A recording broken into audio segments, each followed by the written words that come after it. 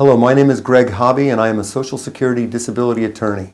Today I'm going to explain how a judge determines if you are disabled. Disability determination has very little to do with the real world.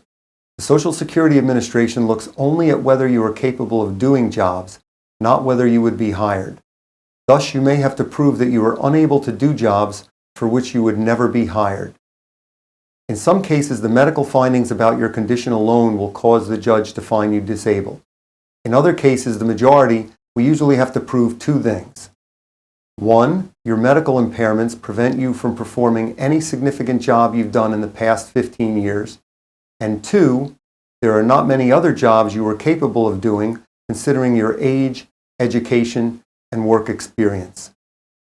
Think about all the jobs you have done in the past 15 years and pick out the easiest one. If you did that easiest job long enough to learn how to do it and earned a minimum amount of money from that job, we have to prove that you cannot do that job, even if we are certain you would never be hired for that job again, even if the company where you work no longer exists, and even if the job is no longer available elsewhere. Proving the second item, that considering your age, education, and work experience, you are unable to do many other jobs, is even more complicated and opposed to common sense. In many cases, we have to prove that you are incapable of doing jobs that we know you would never actually be hired for. This does not mean that you have to be unable to do anything. In fact, very few people who go in front of an administrative law judge are unable to do any job at all. This is an important point to grasp because one way to determine disability is by figuring out what you can do.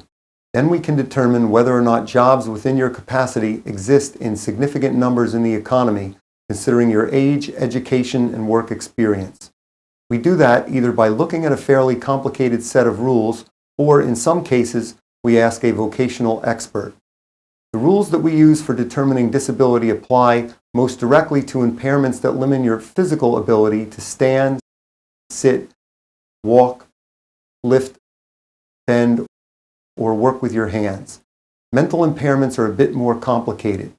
If you are unable to do certain kinds of manual labor, whether because of a back problem, heart condition, breathing problem, or some other medical condition, your lawyer will be able to look at the rules and figure out what you need to prove to win your case.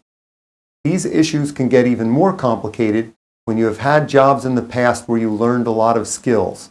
The judge will want to know about your work skills, and you must be able to explain them to the judge. How do we go about proving all of this? We do it at the hearing through your answer to questions from the judge and your lawyer. Although your lawyer will remind you if you forget something, it is best if you can answer all questions thoroughly by yourself. I hope you have found this information to be helpful. If you need assistance with your Social Security disability claim and you live in Eastern Pennsylvania or New Jersey, here is my contact information.